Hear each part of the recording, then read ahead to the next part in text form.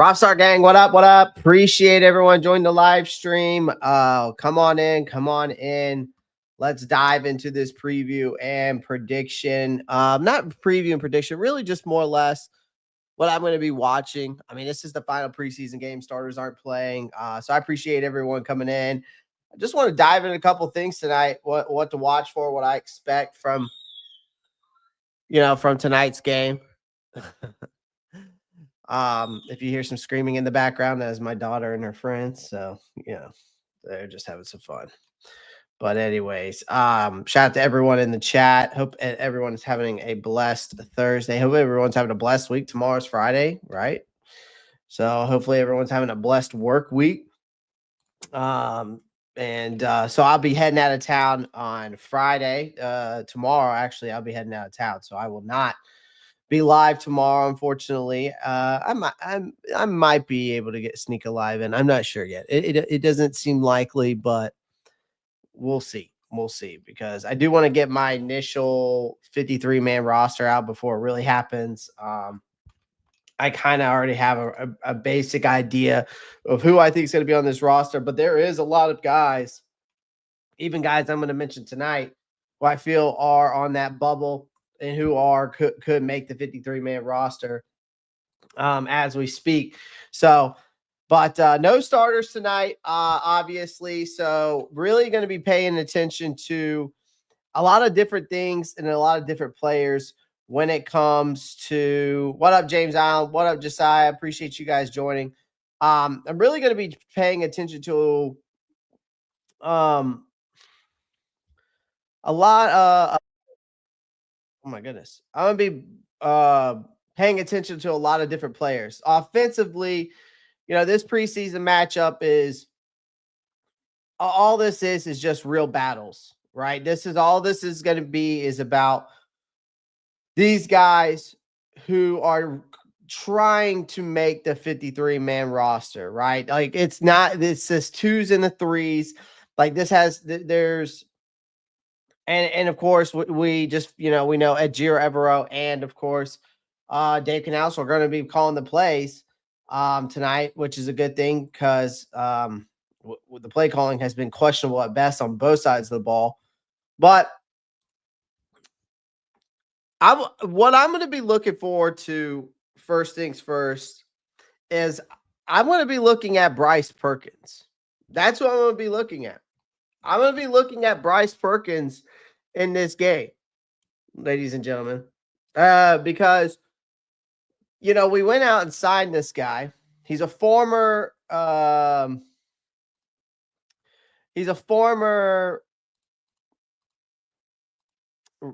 Los Angeles Rams. Sorry, I'm trying to get my words out here. Played in the UFL MVP. And I said it before and I say it again, like what we're going to be watching from him really is what we're going to be really watching from him is I think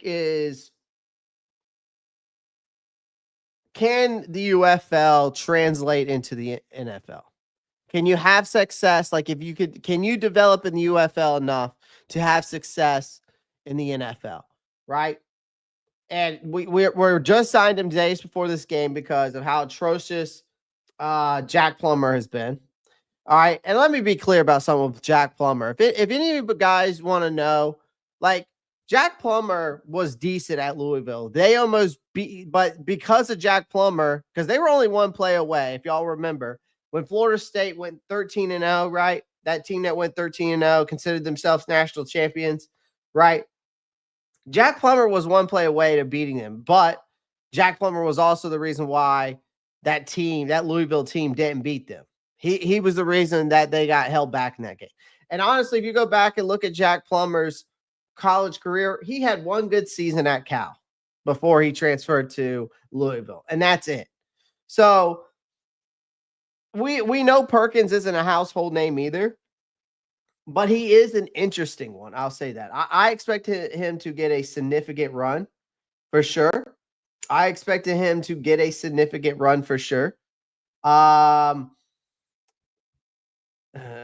Just Perkins trying to get that extension. But hey, breakout game. Palmetto Panther was good. B. Amos was good. What's good? DJ Davis, Clay, what's good? Is Jimmy Horn playing? I wholeheartedly think he's going to play tonight, DJ Davis. He's got to. He's got to get some more burn out there for sure. He's going to be one of my guys I'm going to be, looking at, because honestly, right now, no offense, ladies and gentlemen, I hate to be a bearer of bad news, but I don't have Jimmy Horn on my 53-man roster. I think he brings a lot of versatility. I think he's got a lot of potential. I think he's got a lot of upside. I like what the kid can do with the speed, how explosive he is off the line. I think he's got all the tools. The problem is that this wide receiver room is so deep because the guys who are locks as of right now, in my opinion, it's easy. It's Leggett, Thielen, Coker, T-Mac. Those guys are locks. You got Renfro, David Moore. You got Jimmy Horn Jr. And then you got Bryson Tre'von. And no offense, Bryson Tre'von, ladies and gentlemen, has been making more plays than Jimmy Horn Jr. If we're gonna keep it a buck, if we're gonna keep it real here on the Rob Star Report like we always do, Bryson Tre'von has made more plays than Jimmy Horn Jr. Now, whether that's on Jimmy Horn Jr. or whether that's on the coaching, I'm not so sure. But I want to see Jimmy Horn Jr. out there. I want to see Jimmy Horn Jr. make some plays. The problem is Bryson Tre'von has made more. And that's the reason why I'm not so sure Jimmy Horn Jr. makes this roster. I think he's a practice squad, but I think if we put him on the practice squad, someone will come and snag him. And I hate to say that, but does he play tonight? Yes. And I hope he gets a lot of burn. He's going to need to make some plays out there on special teams and in the receiving. I want him to make an explosive play. Like if I can get one of those explosive plays we saw in Colorado, he might save himself.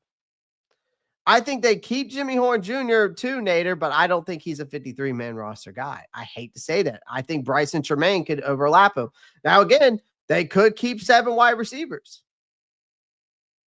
But who's the 7th guy? Let's say they keep. All right, let's go down the list. T-Mac, XL, Thielen, Coker, Hunter Renfro, David Moore. That's 6. And then it's between Jimmy Horn Jr. and Bryson Tre'von. Who's made more plays? Bryson Tre'von. That's just me. By the way, make sure you guys hit that thumbs up button on your way in. Please hit it. Hit it. All right. Hit the thumbs up button. All right. Jimmy, Coker, Kristen Bell. What's up, y'all? Appreciate you joining. He really has. Yep. That's definitely on coaching. Probably. I mean, I think it is from a Jimmy Horn Jr. standpoint. I think the coaching has kind of screwed him a little bit in the preseason. He's been making plays in training camp. There has been no doubt about that. He's been making plays in training camp. I just think he hasn't gotten enough reps, especially in these games. They keep Jimmy Horn Jr.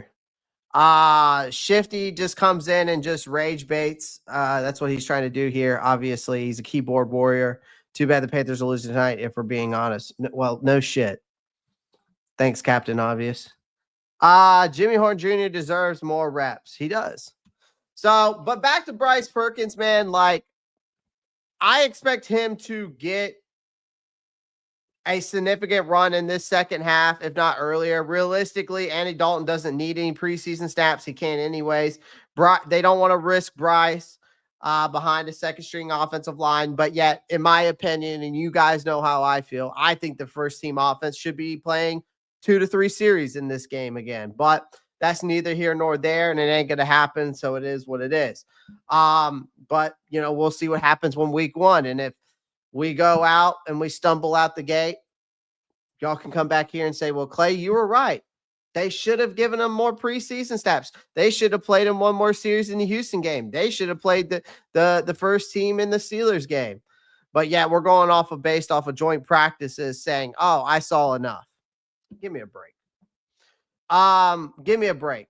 because again, joint practices are game speed, but they're not situational things that you see like in like you see in the real game. You don't have a crowd around, you don't have the lights on. There's there's no situational football in joint practices. So again, I just don't like the approach that from the preseason strategy by Dave Canales, and I honestly think it's going to backfire. I truly believe that. So that's just me. But again, Perkins is going to be interesting to watch, though, guys, because I think he's going to split the workload with Jack Plummer. I think he's going to outplay Jack Plummer by a long shot. A definition of a dual threat quarterback. I think his arm talent is very raw, but his legs can keep plays alive, create chaos for a defense. He started one game in LA in 2022. Even tossing a touchdown against the Chiefs. It was otherwise a predictable loss for them.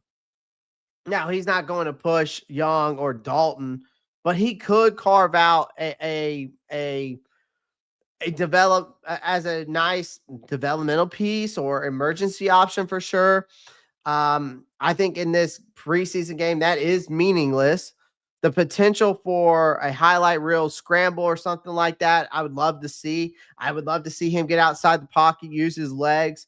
I want him to show me some excitement out there, and I think he can do that. But so I'm looking forward to see what Bryce Perkins does. That's what I'm looking forward to. I like to see our defense show up tonight. I'll talk more about the defense. I'm talking about the offense as of right now. We'll talk more about the defense. After last week, first team should be playing. Absolutely. Do you change your mind if Horn shines tonight? I mean, he has to. Nader, I mean, there's to me. Well, and you just said, but he doesn't know the playbook. He's had all offseason to figure that out, man. If you don't know the playbook by now, there's a problem. Most of the time, these guys learn the playbook in 2 weeks. If you don't know the playbook by now, there's a problem. Sorry. I don't think it takes no more than an NFL player on average to learn the playbook in 2 weeks, maybe even less. I'm not sure.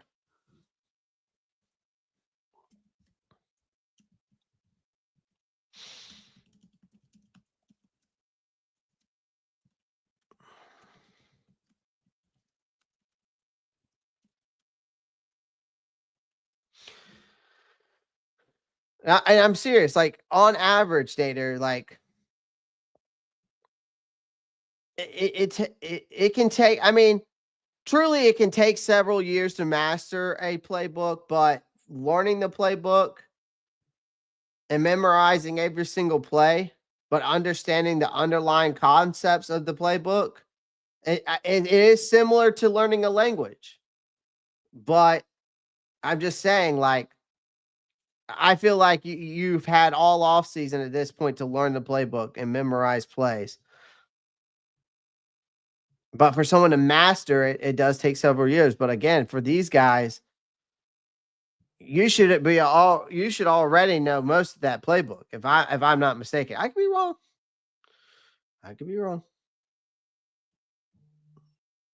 Bryce Jr. We're calling Bryce Perkins Bryce Jr. now. Dear Lord, Perkins sounds like Taysom Hill. Sounds like a Taysom Hill just saying, "Hey, I take a Taysom Hill right now." I called Buffalo Wild Wings to see if they're playing the Steelers game, and I was a little embarrassed to say Panthers. Oh my gosh, Panthers gal, you just got to do it. You just got to do it.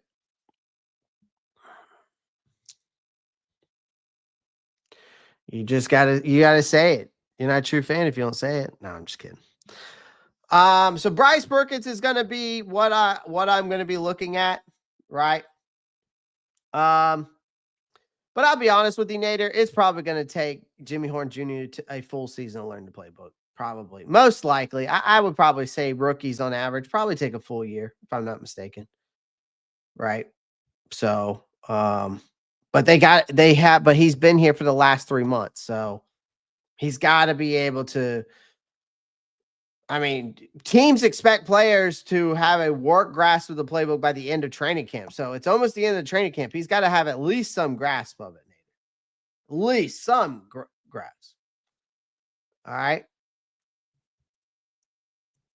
All he has to know is what his job is on our play. As a random skill player, you're right. It's not that hard. It shouldn't take him that long. So 3 months he's been here. I'm just saying. Champs the Fapper, what's good, man? Palmetto Panther says she has the Panther shame. I mean, I get it. I think we've probably all been there.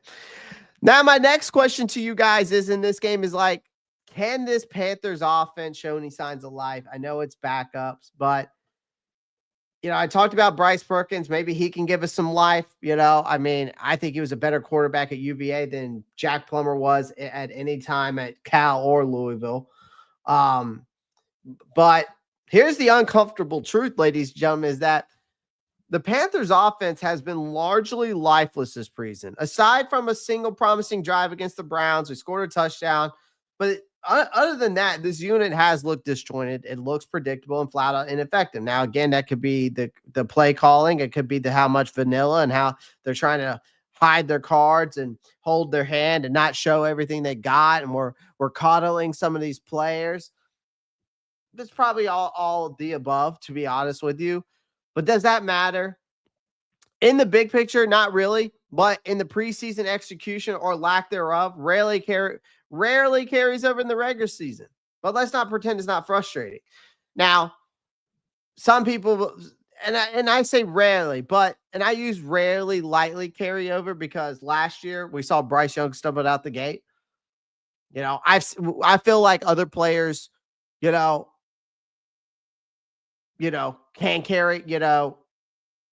can carry over into the regular season and immediately, flip a switch. But I feel like sometimes that's the reason why was so hot on getting these guys reps, right? Because that was my whole argument, was about the reps. It wasn't necessarily about the performance we saw in Houston. It was about getting these guys reps. And another thing is like, I got another argument on top of that argument, is like, when Dave Canales said that these guys, he didn't feel like these guys earned another series or earned more reps. How are these guys supposed to earn more reps when they're not getting the reps to earn more reps? How does that make sense? Right? For me to be able to get reps, I have to have reps to earn more reps.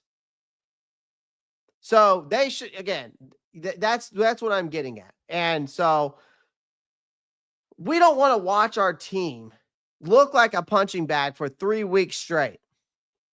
We don't want to go out there in week 1 and stumble out the gate.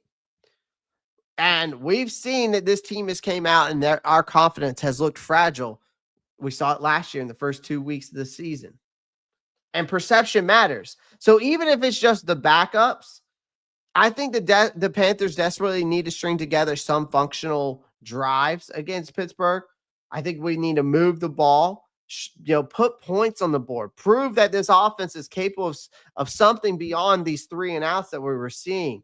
Like, I know it's not going to mean much now, but in September, it could keep us fans from just feeling like doom is bound to happen before coming week 1, right?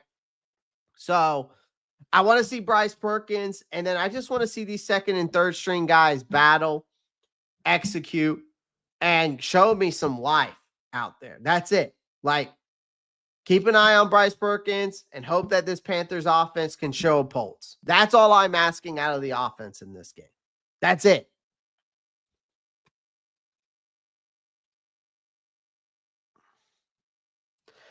Kingston Farrell, no, he will not be playing. Tet will not be playing. He's been dealing with a hamstring injury. I don't think he practiced the past 2 training camps. So he's dealing with a hamstring issue. It seems to be minor, but they're getting him prepared for week 1 or getting him ready for week 1. What to do, Clay? What's up, SC's Panthers boy 803? I'm just going to call you Panthers boy 803. I can't do all the SCS craziness. You got a lot of stuff. You got a lot of S's in your in your name.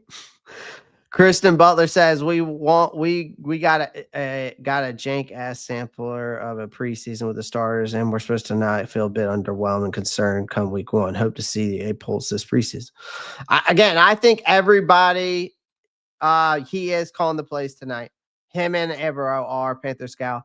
Yeah, I mean, you have every right to be. I said it on the show the other day, man. Who's going to be running the ball for us? I'm going to probably assume it's going to be ETN and Blackshear, and probably we'll see Amani Bailey as well. I'm a Steelers fan, just coming in here to check on who the wide receiver is playing, just to see if this game's going to be it's a watchable game. Kingston, it's going to be second and third strings, brother. And shout out to a Pittsburgh Steelers fan joining a Carolina Panthers stream. I appreciate you coming through. I'd love to see more teams come through here. But yeah, no, Ted's not playing now. Wide receivers, you will get to see. I heard that Hunter Renfrow probably will get some burn. You will get to see Jimmy Horn Jr. You'll get to see Bryson Tremaine. You'll get to see Jalen Coker as well. I don't know if you'll get to see David Moore. I'm not sure. He might be playing. So wide receiver wise, that's what you're getting. Running back wise, you're getting Amani Bailey. You're getting Raheem Blackshear. You're getting probably, and of course, you're getting Trevor Etienne. Tight ends, probably going to see James Mitchell, and I'm sure we're probably going to see. I don't know if you'll see Jadavion Sanders. Probably not. You'll probably see Mitchell Evans as well. As of the quarterback, you're going to see Bryce Perkins, Jack Plummer. Other than that, offensive line, you're just going to see the backups out there. So that's about it. So from an offensive standpoint, you're not going to see Ted McMillan, Adam Thielen, Xavier Legette, those guys. You're not going to see them.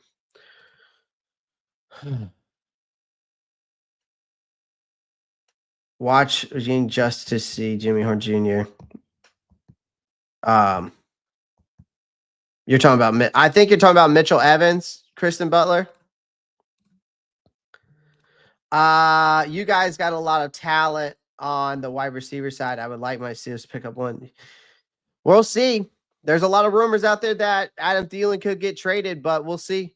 He might end up being I think that if anything, the Panthers will hold out and trade him after like the first 3 weeks, if anything.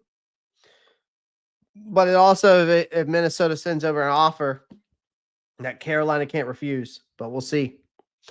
What do you think about our kickers? I think Ryan Fitzgerald's winning it. I don't think it's even close. I think that's ship has sailed, Nader. I think it should be Ryan Fitzgerald.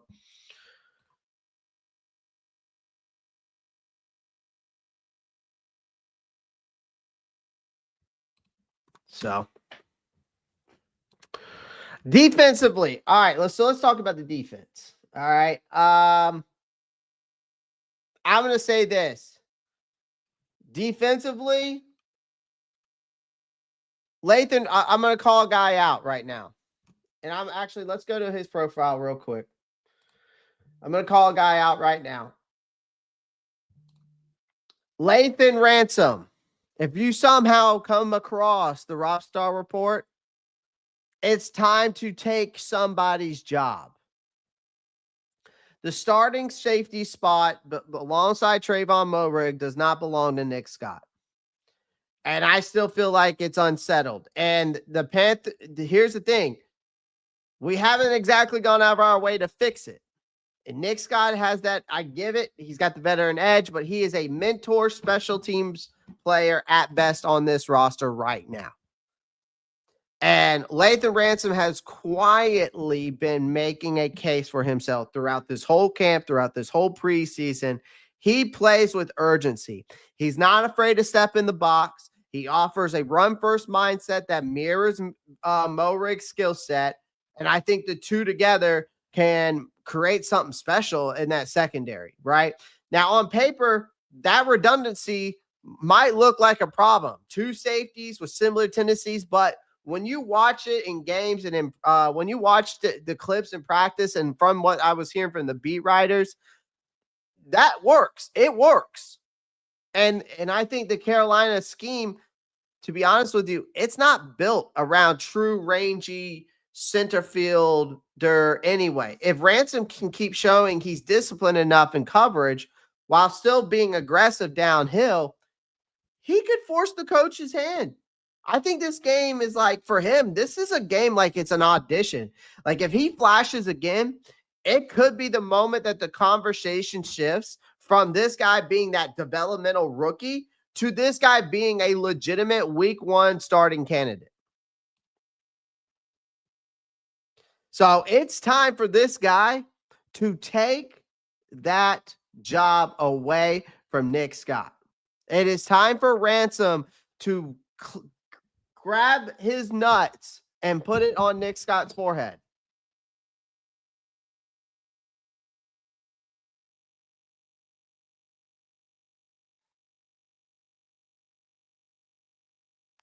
That's what it's time for. I do not want to see Nick Scott start in week 1. I don't. I don't want to see it. All right, I got to hit it with the pause button.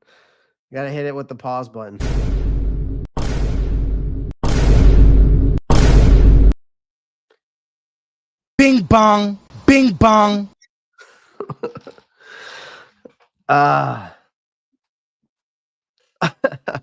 So I'm just saying, man, like it's time for Lathan Ransom to take his rightful spot alongside Tre'von Moehrig. That's it.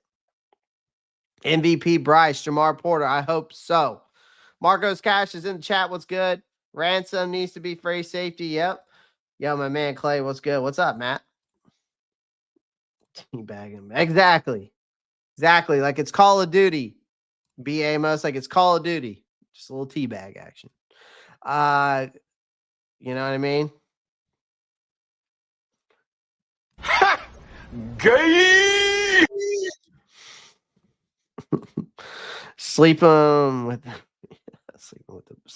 the beanbag. Yeah. Ken, glad you came through while you're at work, my guy. Glad you came through. Ken 88. Appreciate you, my guy. Appreciate you. So yeah, Lathan Ransom. Do me a favor. It's time to take a job, and it's Nick Scott's. Just do me a favor and do that. Next thing I want to watch on the defensive side is I want to see what these linebackers, like anybody, please step forward. Like, will the real Carolina Panther linebacker please step up? Because we have a problem here. And if you don't know where that came up with that, you really need to know your music to understand that. But the interior linebacker situation is fine. That's the best way to describe it. It's fine. It's okay. Like Trevor Wallace, a rookie last year. You got Christian Roseboom pick up. Those guys are obviously lock-ins at the starting positions. But bearing injuries, God, man, like Christian Roseboom or Trevor Wallace goes down, we are, besides, Jacob Widmon, Chris Barnes, and Martin Scott, am I really going to be like, oh, well, I'm okay with that? Like, there's nobody in this chat that believes in this.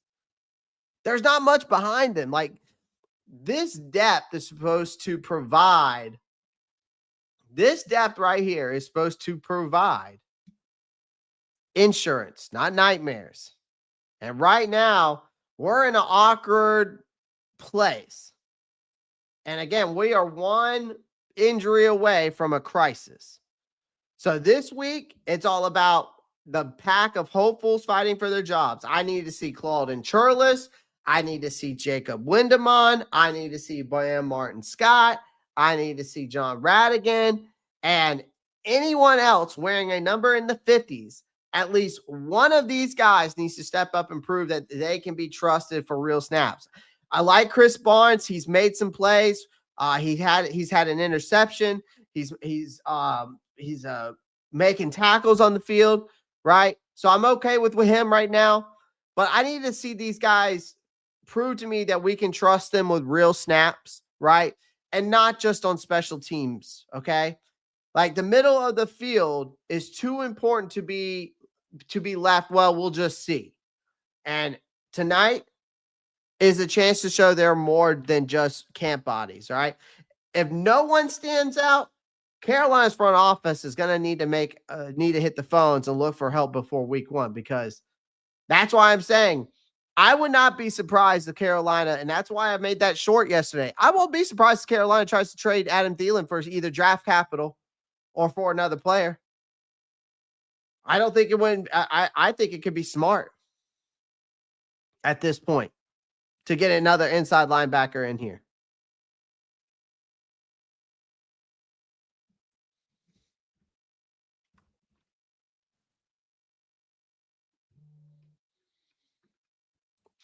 Ransom isn't my future MVP for this defense. I love the player's potential and aggression. Nice. Josiah. Josiah laughing. Oh gosh, the linebackers. Yeah. Always the linebackers. Do you see Trevor Wallace stepping up? I do this year. Trevor Wallace to me is one of those guys that I feel that has all the potential, the athleticism, the speed. Like he's not the best. I don't think he's the best in coverage. He's not bad, but he's not the best in coverage. I'll be honest with you. Okay? He's not the best in coverage. Now, what I will say is and the reason why I say that is because he's got all the athleticism in the world. He does. He's got all the athleticism in the world.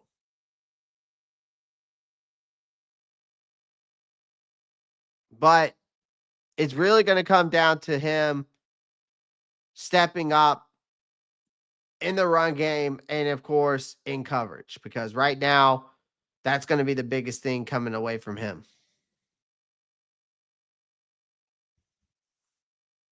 He's just not the best in coverage. But I do see him stepping up. I mean, he didn't have a bad rookie year. Like, if we go look at his rookie stats, I mean, for a guy who had to step in, last minute, really last year, I mean, 64 total tackles, 36 solo, 28 assisted, 1 sack, 2 forced fumbles. Again, the potential's there. There ain't no doubt about it.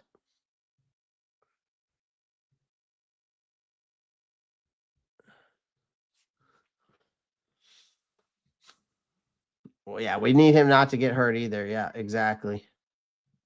If Wallace goes down, we are in trouble for sure. He's our best blitz inside linebacker. He is.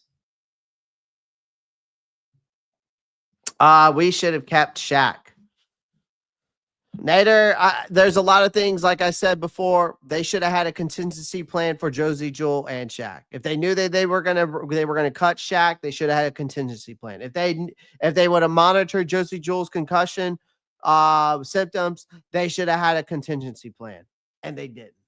That's the one gripe I have this offseason with this front office. They didn't have a contingency plan for this linebacker room. The only contingency plan they had was Christian Roseboom.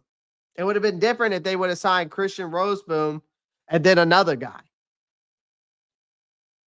But they didn't do that. Chris Barnes might be he's the only guy on this roster that is a veteran. And if someone goes down, I mean, he'll be available. He's made some plays. So we'll see. If Bam Scott doesn't prove it, then it's time for us to use AT as trade bait. Ironically, we trade our rookie linebacker to get Mike Jack, and that worked out. Now let's use a wide receiver to get a decent linebacker. Hey, Jay the Six, I don't disagree with you there, my guy. We need a linebacker bad. Need linebacker ASAP. They keep adding for experience. I get that, but here's the thing I have to say to that, Nader, is like, you use Thielen for trade bait for either draft capital, or you use trade bait, use it for or you trade him to get the draft capital to trade for that player. And then it opens up space for the younger guys. I mean, we got to remember here, we're talking about Adam Thielen, who is 35 years old, ladies and gentlemen. So I get it. I think he's a great mentor to this wide receiver room, and I'm not knocking that at all. But at some point, we have to think about what else this team needs. I mean, again, we're not one position away from winning the Super Bowl. This team is not like that. We are multiple positions away. So let me be clear on that. Why is Renfrow playing? I would consider he's playing. I'm not so sure he's playing. I would have to look at the unofficial depth chart if they put it out. That will tell me more if he's playing. Here it is, actually. So let's see if he will be playing at all.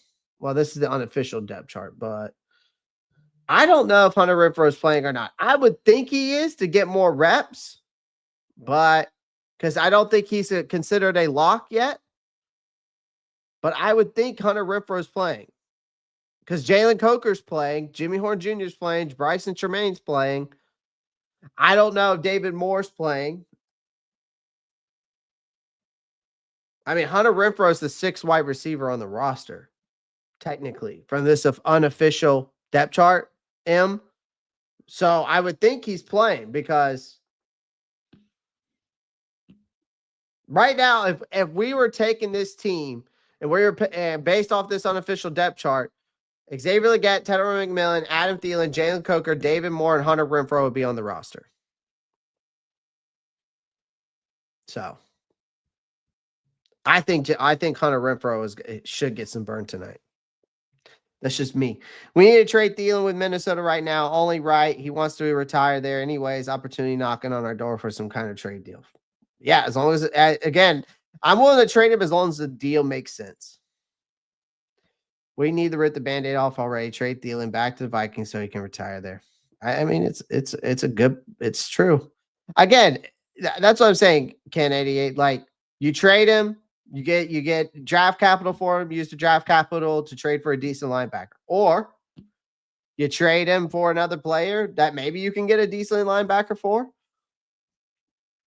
It's like, you trade him for a player. Either way, Minnesota gets a guy because they're dealing. They've got Rondale Moore out for the year. Addison's going to be suspended for 3 games, and Justin Jefferson's dealing with hamstring issues. So makes good sense. And then for Carolina, like I said, it opens up space up for the younger guys. Why not move Jalen Coker to where Adam Thielen is? And then you can bring up David Moore, Hunter Renfrow, and Jimmy Horn Jr. up onto the depth chart, and then you can put Bryson Tremaine on the practice squad.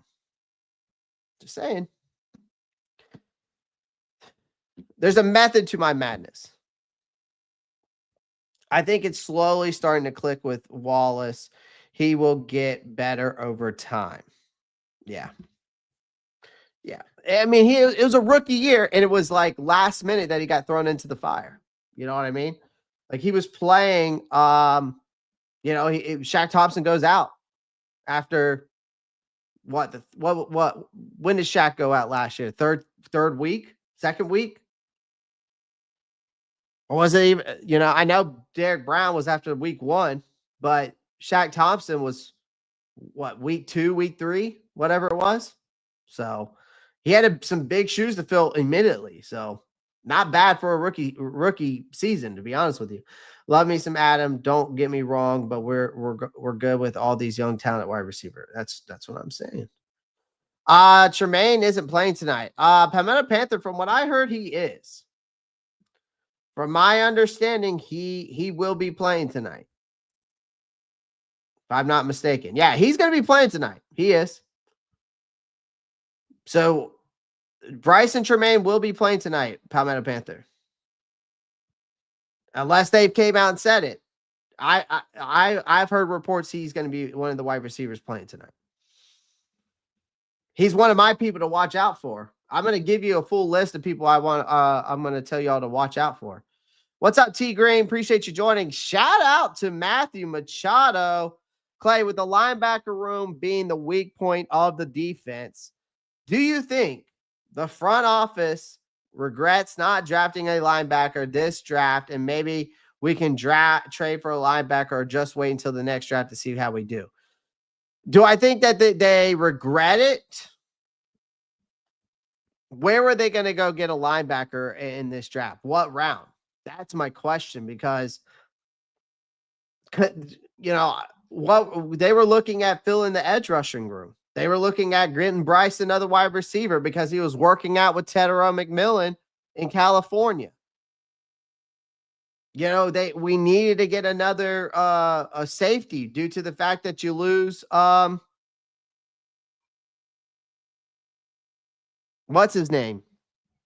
The guy I thought was going to be great. Jordan. What's his name? He's on the Falcons now, the safety.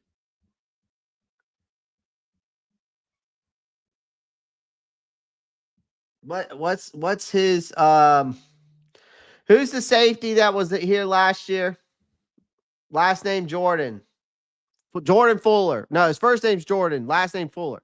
Thank you, B. Amos. So they lost Jordan Fuller. They had to go get Lathan Ransom. They knew that Brooks was going to be out, so they went and get Trevor Etienne. Now, after that, did they need to go get Mitchell Evans? I guess so, because they knew about Tommy Trimble's back. But it's funny, they knew about Tommy Trimble's back. They got to get him surgery, but somehow they didn't know any, how did you not closely monitor Josie Jewell and knowing that you're going to cut Shaq Thompson?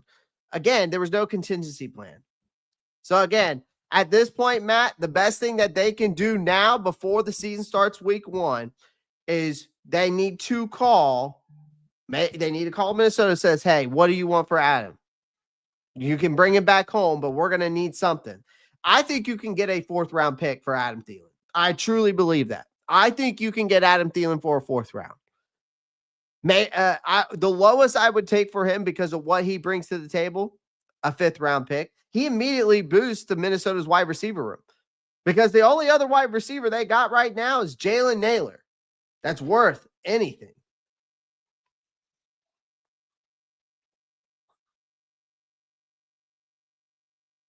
So at this point, Matt, you got to trade. If you inside linebacker room, try to see what you can get for Adam Thielen. Use the draft capital or trade him for a player and see what you can get.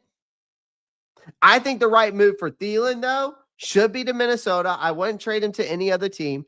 If I can't work out a deal, keep him here. But again, with Minnesota, I'm not trading him with another team. I'm not. I'll trade him for some draft capital with Minnesota, and then I will use the draft capital to trade for an inside linebacker.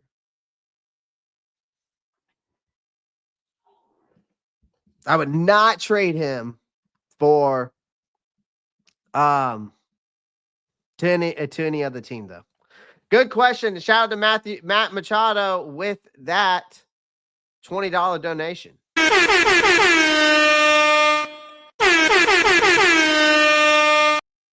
And that's the bottom line, because Stone Cold said so. So, let's see what else we got here. Big money Matt, for sure. Any good inside linebacker free agents available? I'd have to go check. I mean, maybe they find something on waiver wires, man, that sparks their eye. I don't know. This is Thielen's last year. Let's get a 5th round pick for him. Let the younger guys step up. Exactly. Oh. David Moore over or under 25 yards tonight. If he's playing, Demetrius Ward, is he playing? Bryson Tremaine equals T-Mac number 2. That'd be nice. Not willing to see anyone get hurt tonight, period. I don't think you will. Always got my boy Clay. Appreciate that, Matt. Appreciate that. Don't see them trading Adam. Step on that like button. 30 people are slacking, man. We've got over 41 people watching on X. If you would do me a favor, all 41 of you, could you make sure you like this, repost it, follow me on X? We're trying to grow the X account, by the way, ladies and gentlemen. I would love to grow the X account. I'd love to grow the Facebook account there too, so we can go ahead and go live on Facebook. But we haven't gotten there yet.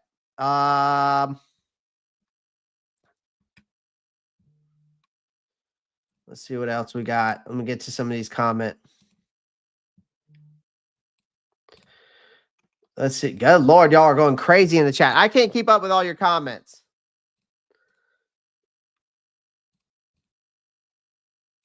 Michael Jordan. Wrong guy. Corey. I know who Michael Jordan is. I can't remember who Jordan Fuller was, except just because how bad he was last year. I'm the last man in Thielen's corner. Hey, listen, I get it, 336 Boston. I just think that it's needed, especially for this inside linebacker room. I just saying, we're 8th on waiver wire. I'm assuming so.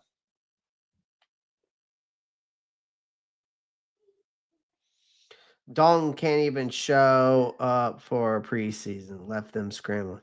Well, his elbow, man. His elbow. It's tore up. It's tore up. I'm just kidding. His elbow injury isn't that bad, luckily enough. All right, defensively, another one. All right. Another one I'm going to be watching defensively is the cornerback battle. Okay. I think the quarterback battle is going to be interesting. There's really not a battle. Corey Thornton, again, is someone I'm going to be watching. I mean, the guys that are locks on this roster are J.C. Horn, Mike Jack. I think Shaw Smith-Wade is basically essentially the third lockdown corner because he's the nickel guy, right?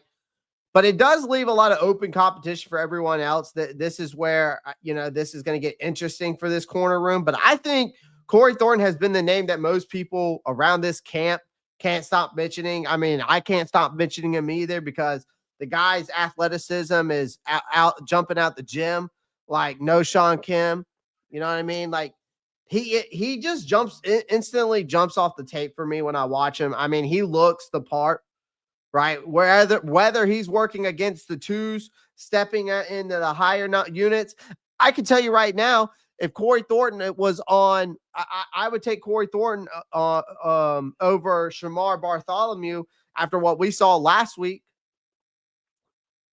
I mean, why is Shamar Bartholomew 3 yards off of Nico Collins in the end zone?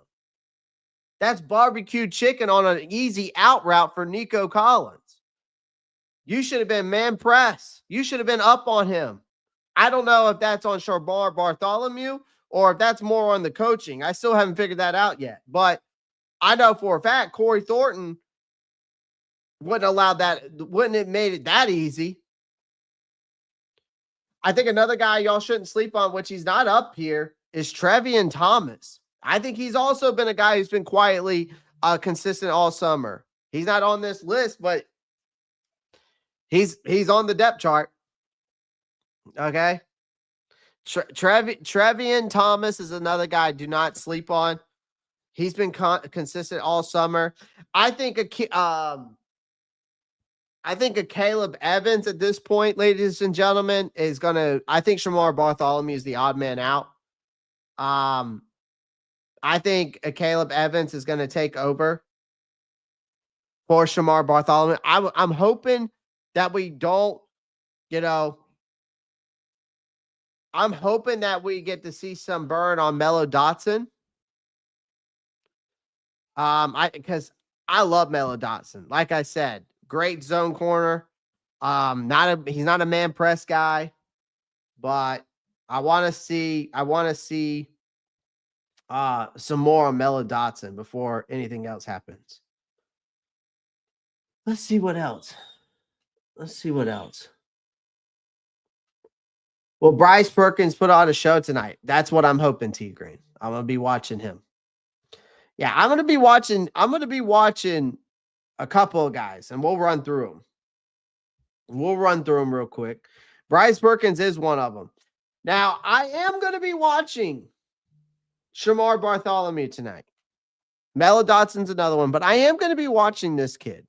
I don't think he's completely out of it, but I think a Caleb Evans at this point has jumped over him due to his performance in Houston. I hope we can at least get one win tonight before the actual. Yeah, it would be a nice morale booster, I would say. I haven't done X honestly. You don't have to, Chef. You're all good here. T Green, I hope so. The way we can, that way we can cut Plummer. Yeah, exactly. We need CT bad. We needed CT bad, even if it's just for backup. Yeah, he's going to make the roster. I think Corey Thornton's a lock. You got to handle it, bud. Yeah. Thornton is a beast for sure. Corey Thornton, Nick Scarton are proven dogs so far. I think Princely is too. T Green. I think Princely is not getting enough love for that Houston game. If you go watch the tape, he was doing his thing. We've had nothing but terrible coaching. Yeah, so far. Thank God Evero and Canales are taking over tonight. Maybe we'll see a change. Who knows? Who knows? Because honestly, I still think Dave Canales needs to develop. And he's talking about developing these other guys. He's talking about developing, Brad Ezek and these other guys in that room. I think Dave Canales still needs some developing, if we're going to be completely honest. That's just me. Bartholomew and Nick Scott Shy total all suck. Bam Mart Scott pretty good. Preseason, we've seen this before. Preseason wins are not concerning casual fans. Yeah. This is coming from a guy that definitely doesn't watch football tape, doesn't know what he's talking about. So that's cool. Good job, keyboard warrior. You're really good. You're really good. You're better than me.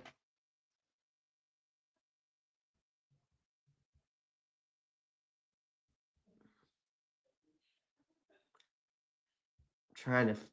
There it is. Get out! Get out! I hope Nick Scott balls out and proves me wrong for sure. Psych. I hope not. Nick Scott's also like 30 years old, Rock. Let's just not put that into existence. You know what I mean? It's all about, at this point, Lathan Ransom taking that job over.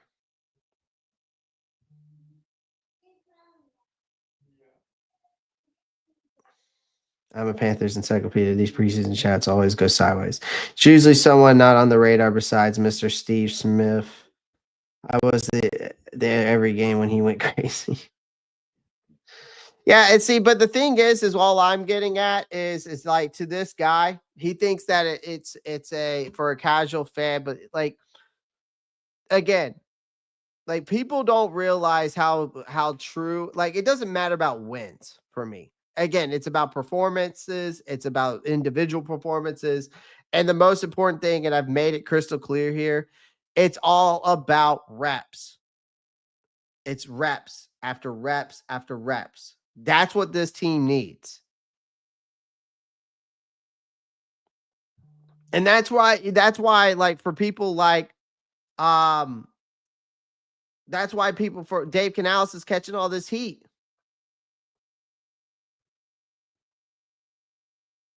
And that's the reason why I've been so hard on him lately, is because, let's be honest, man. If we're going to be all honest here, like, no offense, I feel like he's coddling Bryce Young a little bit. I still think that. I think he's still sending mixed signals on Bryce and his preseason strategy.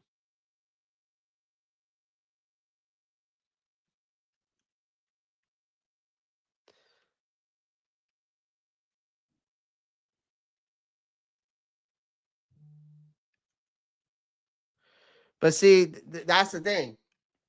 People like that people like that believe we're going to go and win the playoffs this year. Like this right here. This guy. See how he's holding the keyboard? Keyboard warrior. That's what he is. In his picture. It's a perfect example for Das. He's a keyboard warrior. Because my argument has always been on this about this whole thing we've seen this preseason is that, again, the argument that I'm having with all Panthers fans is not about wins. It's about performance, and it's about reps, and it's about these guys getting more reps and more reps and more reps, right? Again, you're talking about a quarterback that stumbled out the gate last season immediately, and you pull him after 2 drives. It's still baffling to me. And I can tell you right now, I will not be surprised the way that this preseason strategy has gone about through Dave Canales. It will backfire. And we're going to be pointing the finger at Dave Canales for that. The whole plan here is to build chemistry. But then you let those guys go after 2 drives. You let Bryce go after 6 snaps. You let him go after 2 passes and call it a night. I mean, that doesn't exactly qualify to me as team building and getting these guys reps that they need. And I can tell you right now, either Canales panicked or he second-guessed his own plan. And I can tell you right now, it doesn't inspire any confidence in me anymore.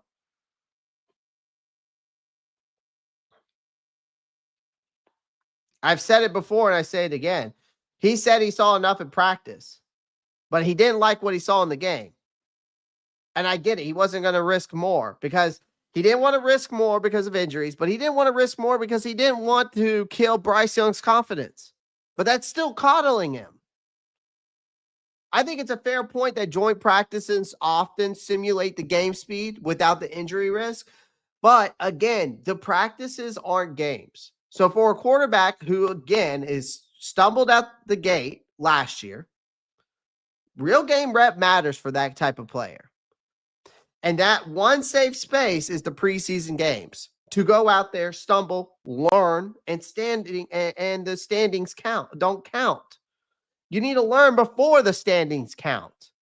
And this whole thing about earning reps, well, the only way I can earn more reps, coach, is unless you give me the reps to earn more reps. So again, I hate that I have to go over this to people to maybe, I don't know, shock their mind. But the whole point is that Dave Canales has his stance on Bryce Young. And it's clear. He says he believes in him. I don't think he does. Wholeheartedly, I don't think Dave Canales does. And he has no reason to because it's not his guy. He didn't draft him. But the problem is the way he manages that belief of Bryce Young is contradictory. Because on one hand, he insists Young is progressing beautifully, right? And then on the other, he won't let him play through struggles in even a preseason game.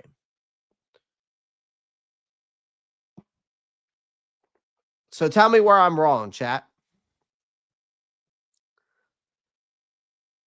A quarterback heading into year 3 with minimal live action under his belt and a fan base already doubting whether their head coach has the conviction needed to steer this franchise forward.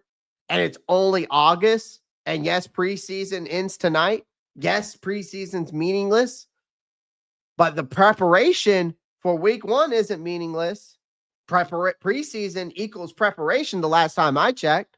So again, if the Panthers stumble out the gate, please come back to the Rockstar Report and go ahead and voice your concerns because I know then that I was right and you'll come back here and say, Clay, you were right.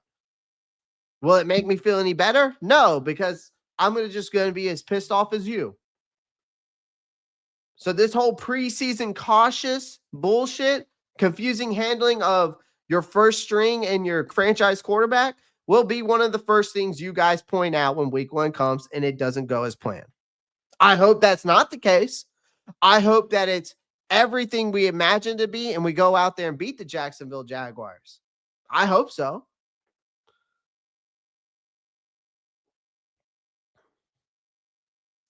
because we keep saying that we have the franchise, we have the quarterback of our future. But the question is whether has the coach been willing to prepare him for it?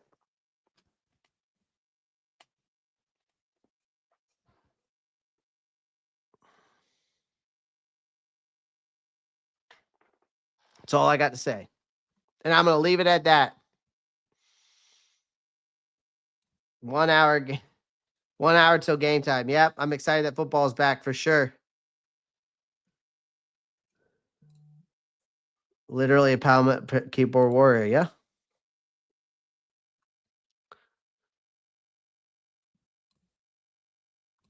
Playoffs, maybe, maybe not, but we're definitely sweeping the Falcons. I hope so, Rock. Rock, I need us to sweep the Falcons because Berto on the NFC South roundtable just talks too much, man. We gotta get him out. We gotta shut that mouth. I believe our young players and the guys we brought in definitely need all the reps they can get. But that's absolutely right, Clay. Preparation is everything. Absolutely. Canales is afraid that they're gonna get hurt, so he pulls them off, aka bitch move. Yep.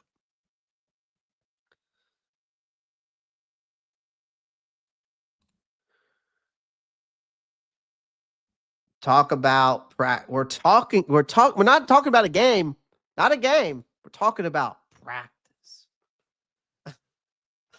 AI reference if you don't know. I agree with you on Canales and Bryce Young 100%. Appreciate that. Chef Boy Darty. Chef Boy Darty. That's awesome.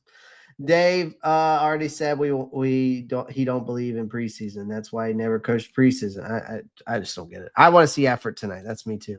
Playing to not get hurt is how you get hurt. Exactly. Tell us how you really feel. I did. I told you how I really felt.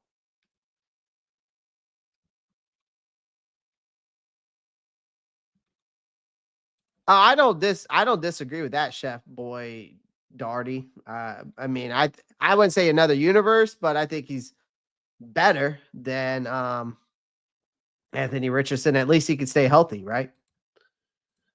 So watch college tape. Bryce is not an OAR. Yeah.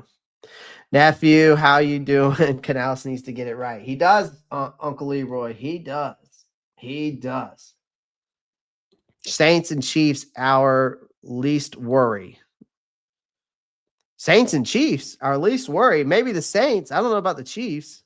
I mean, they're not in our division, so it doesn't really matter. All right. Let me break down some guys before we get out of here. Let me break down some guys with you guys real quick who I'm going to be watching this game. So first things first, Shamar Bartholomew. I know that I said that I don't think he's making the roster, but again, the kid has made some plays. He's had a good training camp, but the Houston game was something that we need to obviously kind of criticize on because, you know, there's just no reason for you to be 2 to 3 yards off the ball and Nico Collins in the end zone and, you know, barbecue chicken, an easy out route touchdown. But you got JC Horn, who's going to be sidelined again. You know, we know he's not going to be out there. But again, last week you got the chance to your turn in the starting lineup after Corey Thornton took the nod in week 1. It was your turn. I think Bartholomew's story is one of patience. I do want to say that. Again, this is a guy who was claimed off of waivers last year after roster cuts. He was the most waiver wire player last year, by the way. He was the top corner from a PFF grading standpoint in preseason last year, but he was also the top waiver wire last year. Now that he's spent almost a full season awaiting for an opportunity, now he's got one. Standing in his way at this point is Corey Thornton. And I think Tre'von Thomas, Caleb Evans, those guys as well. This guy's an undrafted rookie who has turned into the darling of camp. Him and Thornton. He has made some plays. I mean, look at the stats. So besides the Nico Collins play, you know, this is the fight to watch. Can Bartholomew prove more than he's a placeholder? And I think Thornton, you know, we'll probably see some. I think we'll see some of Corey Thornton tonight as well. will Thornton ride the momentum to lock up a spot? This game, I think, will decide which name stays on the 53-man roster. It's between Shamar Bartholomew. I think it's between Shamar Bartholomew and Khalib Evans, but I think Corey Thornton is also a guy who's been making plays. He looks like one of the best corners we have on this team right now. I mean, another guy who is undrafted, and you got guys like J.C. Horn saying that Thornton should have got drafted, so that means a lot. But really, I'm going to be watching Shamar Bartholomew, not as much as for the battle. I want to see him go out there and make some plays, right? I want to see if we can. I would like to see this guy make the roster. I think he's got all the potential in the world for sure. Bryson Tremaine. So that's the next guy I'm going to be watching. He is playing tonight. Someone said he's not. He is playing tonight. I double checked. You can go double check yourself if you want. But I am going to be watching this guy tonight. This guy was just supposed to be a camp body when he came in. I think he's turned himself into a legitimate roster question mark. You're talking about a guy who's 6'4", has flashed all summer, not just in camp, but in joint practices, preseason game. He's made contested catches. He's won matchups. He's shown up when given chances. Here's the problem. The Carolina Panthers receiver room is crowded, right? With Hunter Renfrow, Jalen Coker, David Moore, Jimmy Horn Jr., all right, all fighting for limited spots. Bryson Tremaine is still on the outside looking in. His best argument is special teams against Houston. Tremaine logged more special team stats. He had 9 than an offensive player, but the versatility forces the staff to think twice. I mean, if Tremaine makes another impact play, whether catching passes or covering kicks, he could make life very uncomfortable for this front office, which it's already uncomfortable for them with this wide receiver room, right? Another guy I want to talk about is Thomas Incoom, by the way. This guy's been making plays, man. I mean, and the stats show it.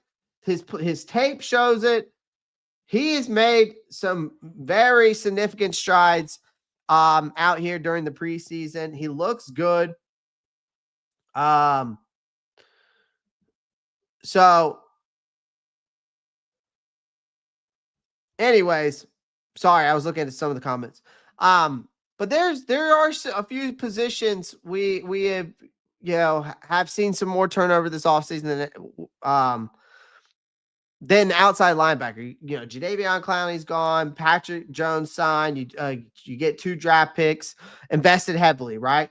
So we made it clear that they want to rebuild that outside linebacker position, edge rusher, right position. They wanted to rebuild that unit from scratch. Now, Thomas Incoom has been caught in this middle of that reset, right? This guy was a practice squad holdover, and now he's come into camp. He's been making flashes. I think he's going to push DJ Johnson out. I think he's made more plays than DJ Johnson. And DJ Johnson is a 3rd-round pick, where this guy was an undrafted rookie, right? I think this is a guy who's going to be push for that backup job.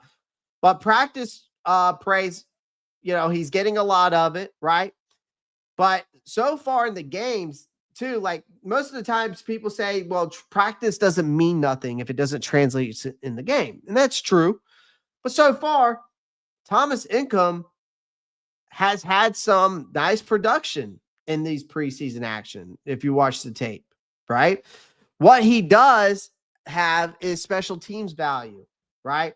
In Houston, he played 12 snaps in coverage units, tied for the most on the team. If he can finally pair with the defensive impact, he might stick. If not, the numbers game gets very real for him.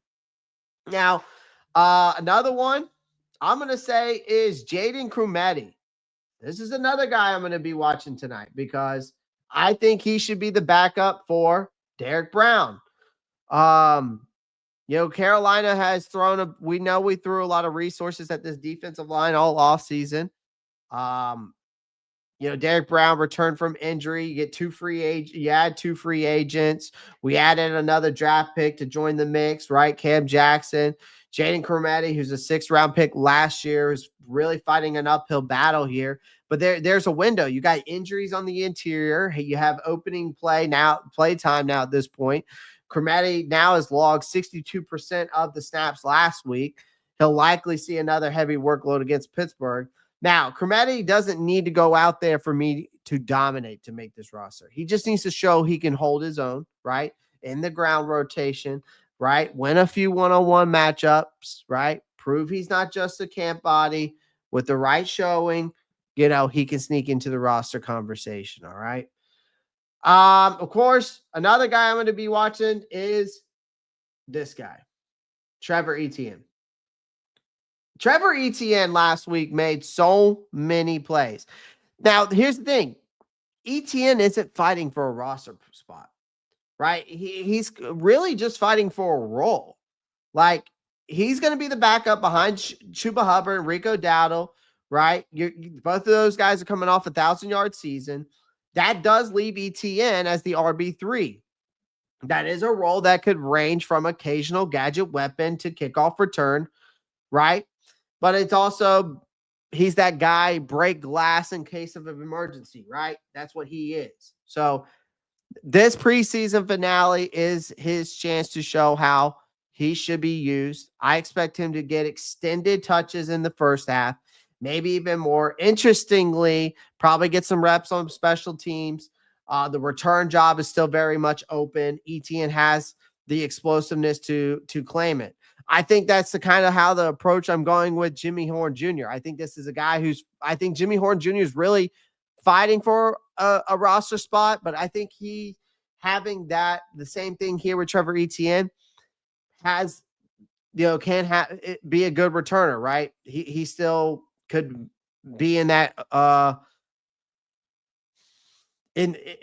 could still be in that mix for that job opening in the return game, right? So I'm going to see, same thing with Jimmy Horn Jr., getting reps in special teams. And I want to see same thing. I want to see with Jimmy Horn Jr., the explosiveness, right? So, but for Trevor Etienne, if he can translate some offensive spark, which we saw last week, because every time he did make a really good play, it ended up getting returned on some penalty, right? So, again, I think this is a guy that can make a real impact in year one in Trevor Etienne. Another guy, Jacob Windeman. This is an inside linebacker I'm going to be paying attention to, okay? Another guy, Jacoby Windeman. I called him Jacob. It's Jacoby, okay? Linebacker depth, as we've talked on here multiple times, is a problem, right? This team has patched the starting duo with Christian Roseboom and Trevin Wallace, but behind it, it's wide open. This is where a guy like Jacoby Windeman comes in, right? I think Chris Barnes has made some plays. I like what he sees. He's a certified tackler. He had an interception. He's also broken up some passes. So Chris Barnes is also a veteran who brings a nice presence in the special teams as well. But for Windeman, this is a guy that is a 2024 undrafted free agent, has made his mark by simply outworking everyone else. And against Houston, ladies and gentlemen, he led the team in 6 tackles. And he tied for the lead in special team snaps, which was 12. So he's not flashy, but he's dependable. And that's all I need at this point. I need someone I can depend on in this inside linebacker room. I feel like I can depend on Chris Barnes. I'm still shaky about it, of course. Dependability only goes so long, right?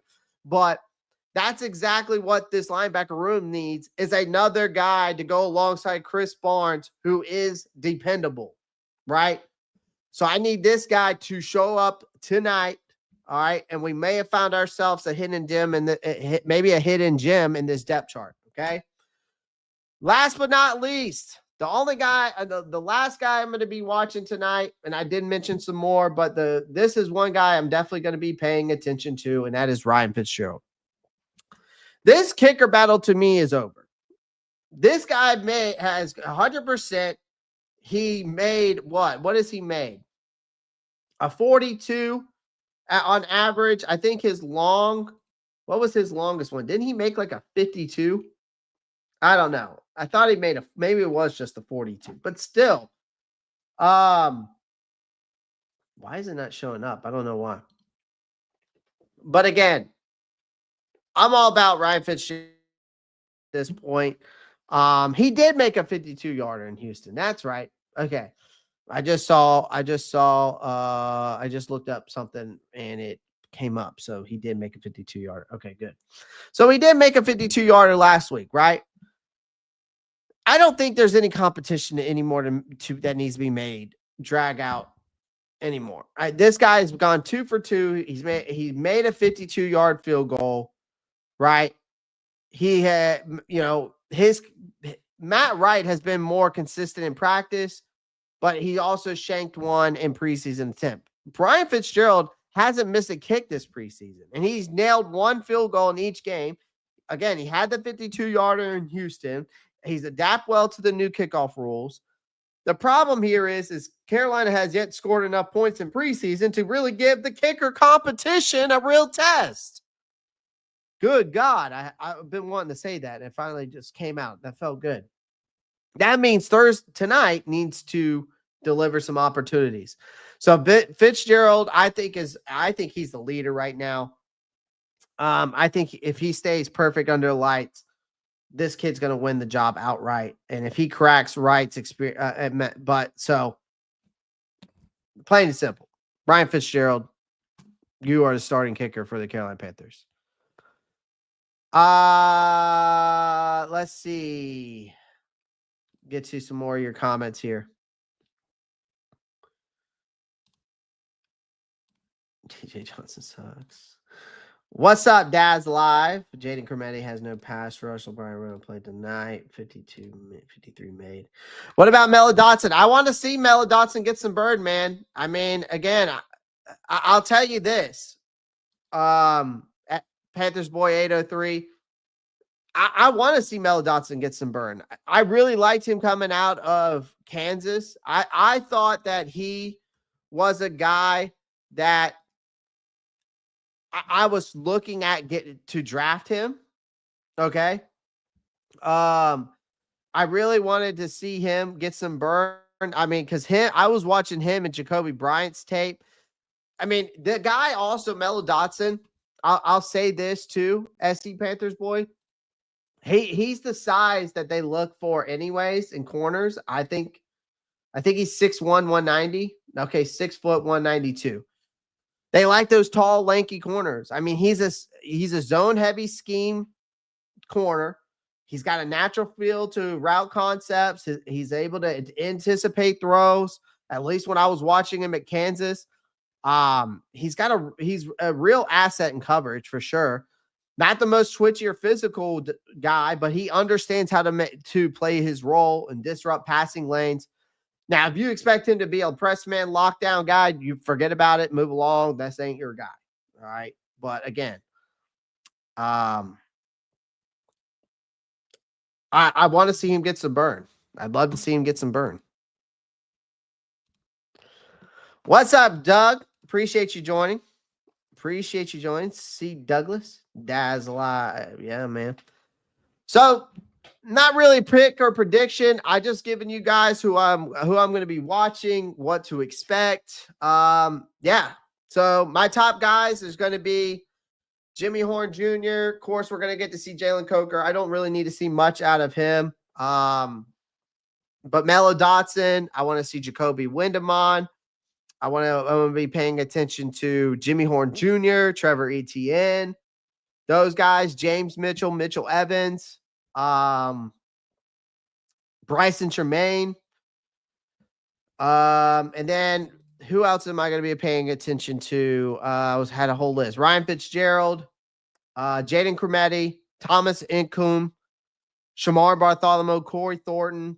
I'll be watching those guys as well. But yeah, there's going to be a lot of individual players. I'm going to be really paying attention to this game. This isn't really about, for me, like wins or losses. Obviously, it's not. But yeah, just a bunch of players I'm going to be watching to try to see who's going to make this 53-man roster. And then once we'll dive more into that 53-man roster as time goes on.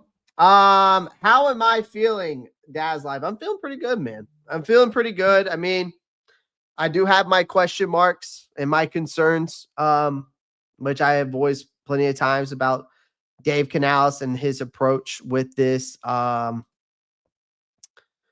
just with this preseason strategy that he so calls it. I just haven't been a big fan of it. I have not been a big fan of the way he's been going about it. So yeah, I'm just not a big fan about it. So it is what it is. Bartholomew has been terrible for thus far.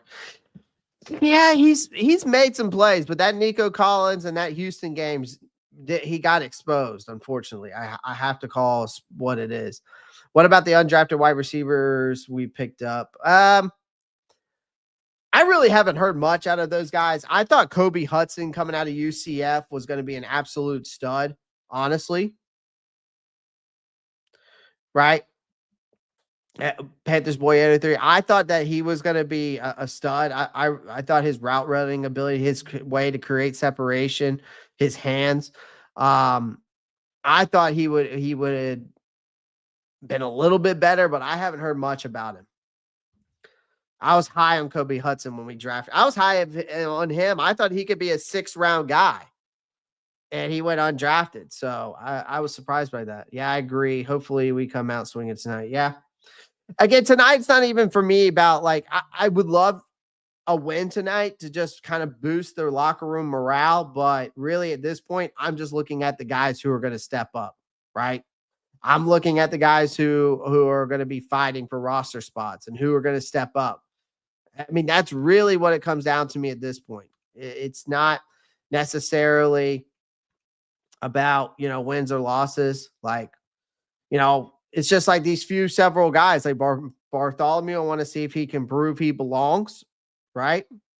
Can Tremaine force this team to make the room in that wide receiver room? Can Income and Krumati and Windemon?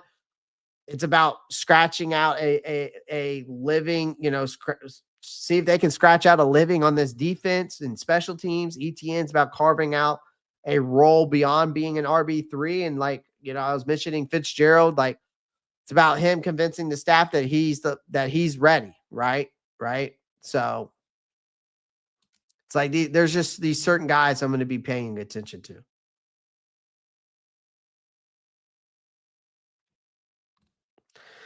Rock Jones. The only thing about Nick Scott is I want Lathan Ransom to take his job tonight.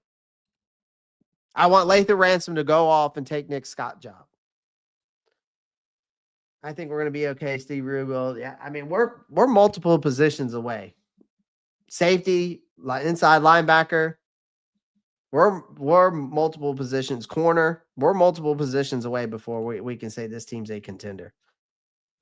But I hope they shock the world. I do. I hope they shock the world. He doesn't need that long. Right. Can't stop laughing. And thanks for the content while I'm at the gym, bro. I appreciate you and your hard work. Keep pounding. Hey, no problem, man. No problem at all. No problem. Get that workout in, man. Yeah, I'll be watching Thornton too. I'm sure he's going to get some burn. But I'm not worried about Thornton making the roster. I think he's already locked in his spot. What's good, Earl? Appreciate you coming through, man. Well, guys, I've been live for an hour and 24 minutes. Again, I appreciate everyone joining the live stream. The game is going to come on in the next 30 minutes. I am going to hop off of here. I have some things I got to do and family to spend some time with. And I'm sure they're probably about to eat dinner or they already are without me. So, but that's okay because I had a late lunch anyways. So, but anyways, guys, I will see you guys probably maybe Sunday. It depends when I get back, man. Honestly, but because I'm going out of town tomorrow. Maybe I'll go live tomorrow. We'll see. If not, you'll see me live on Monday. Okay. Other than that, guys, I will catch y'all on the other side. Y'all know what to do as always. I'm out of here. Keep pounding. Peace.